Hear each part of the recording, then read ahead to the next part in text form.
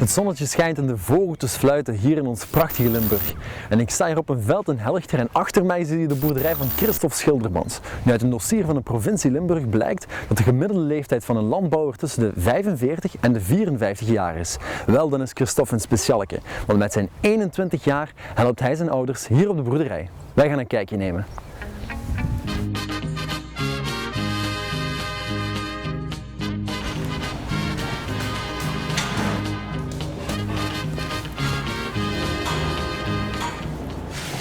Hoi Christophe, we zijn hier in het veeteeltbedrijf van je ouders. Ben je al vroeg moeten opstaan vandaag? Van 6 uur deze morgen.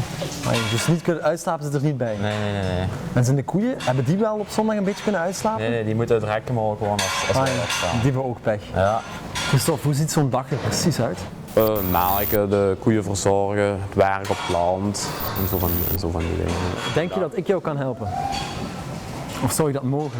Jij mag van mij aan een dag helpen. Ja. Dat is leuk, oké, bedankt.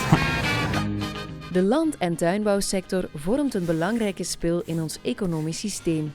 De 3000 Limburgse landbouwbedrijven zorgen voor een totale tewerkstelling van 20.500 mensen. Daarnaast worden elk jaar meer dan 31.000 seizoensarbeiders ingezet. De economische waarde van het landbouwnetwerk wordt in Limburg geschat op 6,2 miljard euro. Christophe, we zitten hier in het stro. Wat heb je vandaag al allemaal gedaan? Van de morgen heb ik gemolken, toen juist was ik daar de bakken aan het zuiver maken. En s'avonds gaan we nog voeren en het gras op rijen leggen, omdat wij gisteren hebben gemaaid. En heb je dan nog vrije tijd? S'avonds na het melken heb ik tijd voor iets anders te doen. En ga je dan ook uit?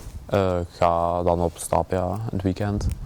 Hoe zie jij je toekomst? Dat ik later het bedrijf zou overnemen en nog een beetje zou uitbreiden.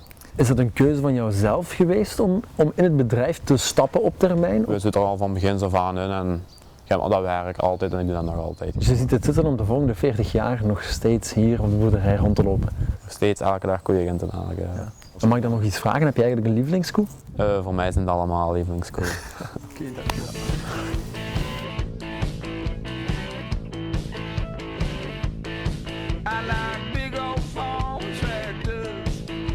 Ik heb vandaag koeien eten gegeven. Ik heb zelfs met de tractor gereden.